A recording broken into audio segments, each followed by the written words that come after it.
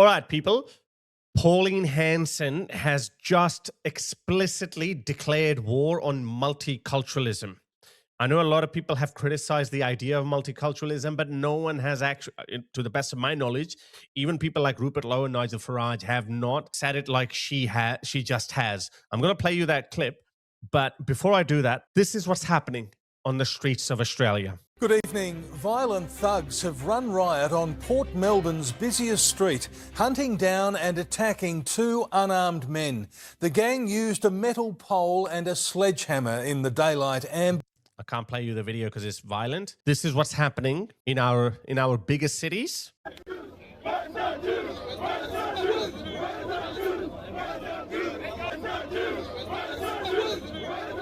This is what's happening in our food courts.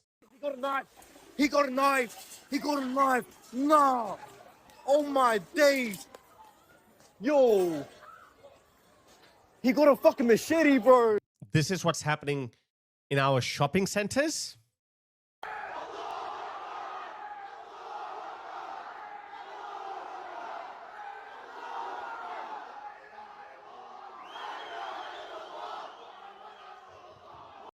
Religious slogans, yeah. This is what's happening on our streets.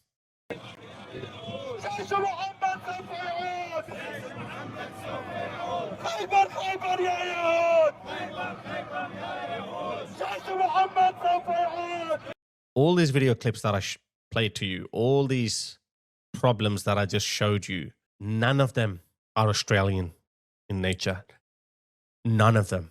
So these are actually the fruits of multiculturalism. That's why Pauline Hanson has become the most popular leader in Australia. And that's why I don't think anyone else has put it as explicitly as this. Have a listen. Fast forward to today. Net overseas migration in the first 3 years under this Albanese Labor government has totalled 1.27 million people. Let me repeat that, 1.27 million people under this current government. That's more than 423,000 per year. 500,000 people every year coming to Australia. Our population was only 25 million.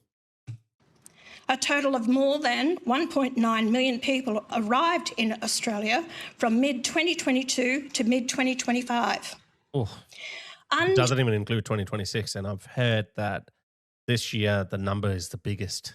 Undeniably, immigration or immigration policy has our country in the state of crisis. At the centre of this crisis is the utterly flawed policy of multiculturalism. We cannot be a multicultural society. We are a multiracial society, but we must be monocultural. I don't think anyone else has put it like this before. Monocultural. I've said it a few times before, but it's a big deal coming out from a country's most popular leader. I don't think even Trump put it like this. Trump said America first. Never. I don't think Nigel Farage has definitely not said it, but I think even Rupert Lowe hasn't said it. This is what I've been saying. The idea of multiculturalism has failed. It has literally failed. What I just showed you, that is the direct result of multiculturalism. And Australia did not look like this 20 years ago. It's the same in the UK, but the UK has been rotting for much longer than Australia has. But what did you gain out of that? What's the point of this? These people that you're bringing in, they don't even add anything to the economy. They suck the welfare system dry. Let me show you. I'm not exaggerating. Look at this. Look at this. What is this? I'll finish Pauline's video. Just bear with me. Look at this. Look at this result of multiculturalism. What do you like the most that you live in Australia, or something that you brought off that other people from USA, UK, other countries don't have it? Send a link. What about you? No report, no pay. Those of you who don't know, Centrelink is our welfare department that gives out dole. And yeah, they're proudly, boastfully laughing about it and saying that, oh, the US and the UK don't have an equivalent of Centrelink. Well, actually, they do. the UK is being sucked dry by the same people. Look at this. Look at this. Listen to this. How long have you lived here? 2004. Okay. Since 2004. My mom. So these people have been living in social housing since 2004 for 22 years. Still haven't been able to stand on their feet. These houses, social housing in Australia, I know where this is. This is in Fitzroy. When you do a drive-by, you only see African people there. And when you go to other parts of the city, you see a lot of Australian people living in tents. These social houses were built for Australians. The idea of immigration was that you only let in highly skilled people come in so they become part of society and they pay taxes, and those taxes fund social housing. But what we've done, we've brought in people from low value, low skilled countries and given them everything for free. And Anthony Albanese tells you that, some of the giants in the industry are migrants. Yeah, one or two of them. But then they don't talk about thousands that are attached to them. Mom came to Australia in 2003, and she's been citizen ever since. Wow. Yeah. I came much later. In Okay. 2014. Last year, I moved in with my mom. She moved in with her mum. She came in 2014. So she's been here. She's young. Okay. If you want to make an excuse for the mother that she's old and whatnot, what about her? She speaks okay English. Why is she living in social housing? Oh, well, one more. And they're ungrateful to it. And they still don't even like Australia. After all that, they don't even like Australia. Look at this. As you guys know, FIFA World Cup is in play at the moment in America. So our football team, call them our soccer team, the Socceroos, they played against Turkey. Yeah. So you'd assume that all these migrants with different backgrounds would at least support Australia. Yeah. Well, think again. Some of these people are going for Turkey when they're not even Turkish, but they're going for Turkey because it's a fellow Muslim country. Is Turkey paying dole to your parents or even you? Boys, talk to me. Who's going to win today? Man, you know who's winning today. Turkey, come on. Look at this. He's not a Turkey. If you went to Turkey, they'll be so racist towards him. Come on. Give me one word to the Aussies here, man. Fuck off.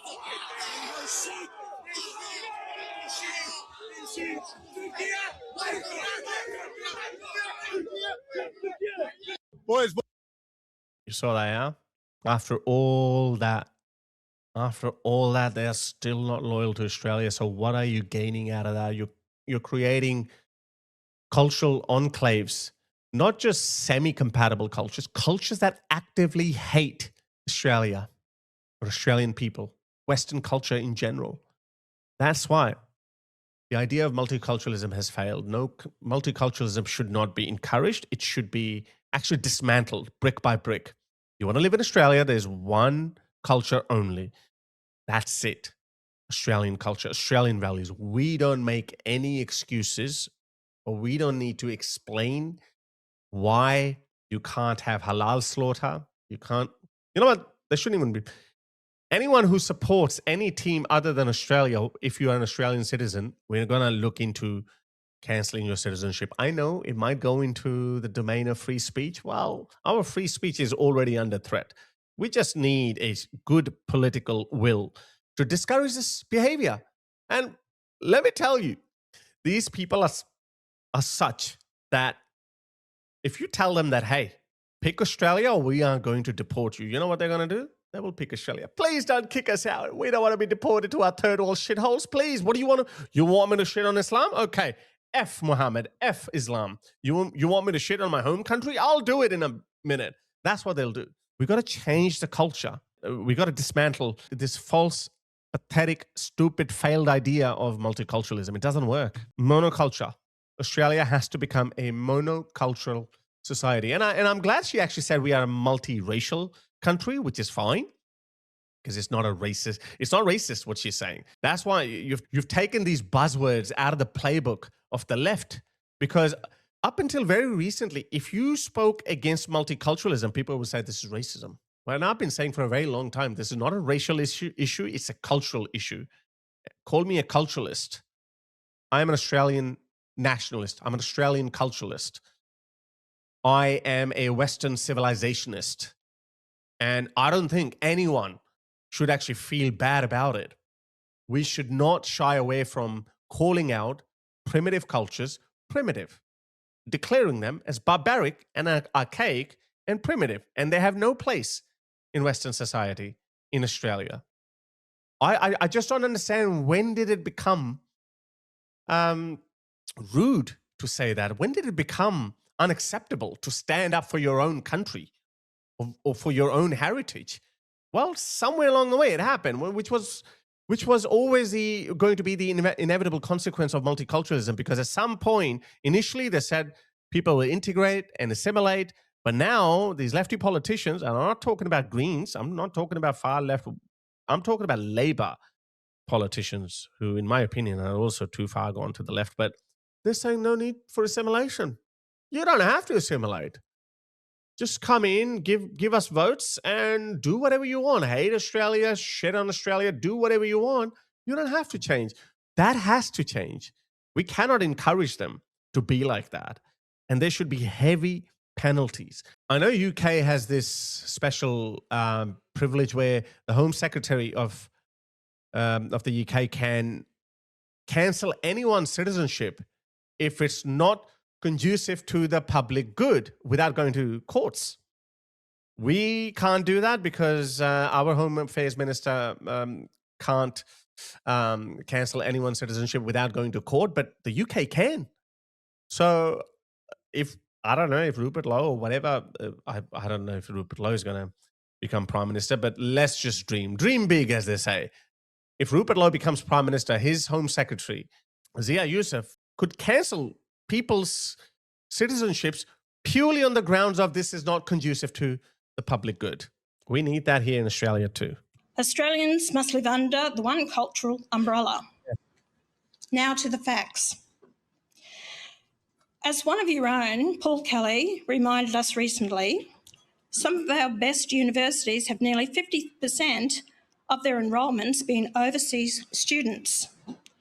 Is that what the electorate wants or supports? 32% of our population, 8.8 million people, have been born overseas. Is that what Australia supports?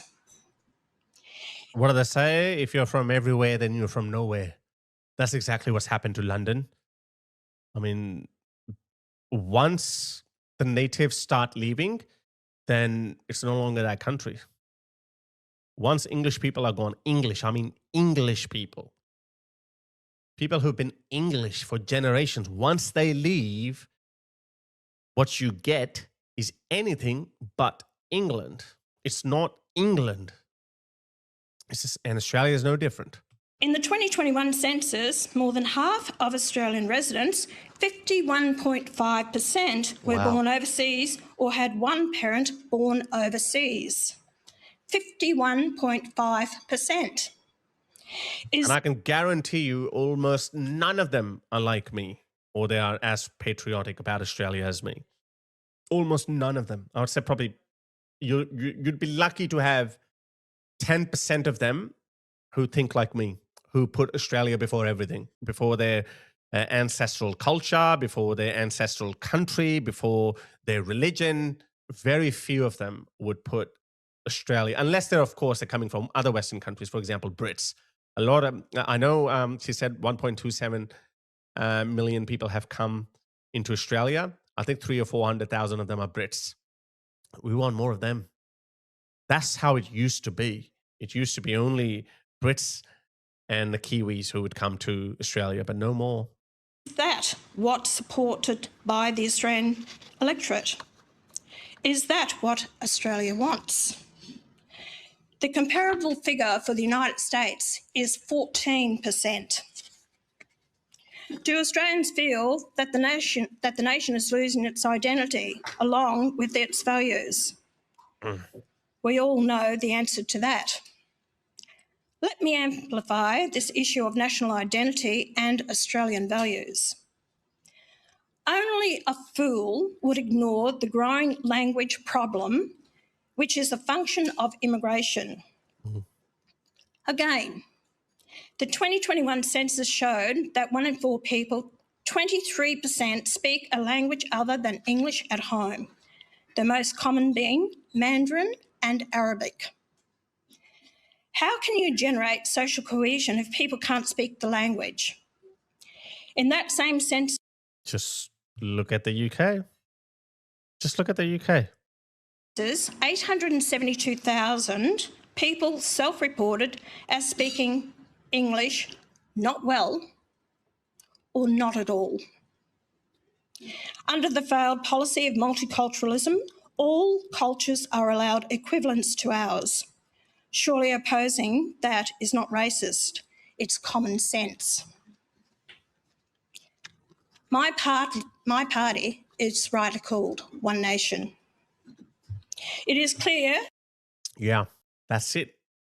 No need to apologise for putting Australia first. Australia became Australia because of its values. Why would you break it? Why would you change it? So no, I think, guys, let's be hopeful, okay? Let's be positive because, well, I'm very hopeful. I'm getting my Rupert Lowe in Australia. Pauline Hanson is just the right amount of right wing. She could probably go a little further to the right. I'll still support her. But we need radical solutions, guys. Firm but fair. Fair from the Australian point of view. Sorry, you go to Pakistan, Pakistan will put Pakistan first. You go to India, Indians will put India first. Indians are very proud nationalist people. We just have to be the same for Australia. Put Australia first. English has to be the primary language of this country. And by the way, when I came, you actually had to prove that you are proficient in English. You have a certain proficiency in English. You have to be able to speak and write and read to an acceptable level. Otherwise, no visa for you. But I don't know when they started lapsing these rules. Why? Oh, because we want more cultures. Yeah, well, there are 1 billion people in Africa. There are 1 billion people in India. Most of them are in low skill, low wage category. They can keep coming. They're going to keep coming. You keep bringing them in, they'll keep coming. That will never end unless, of course, you have to course correct. And I think Pauline is doing a good job. Let's make her our next prime minister.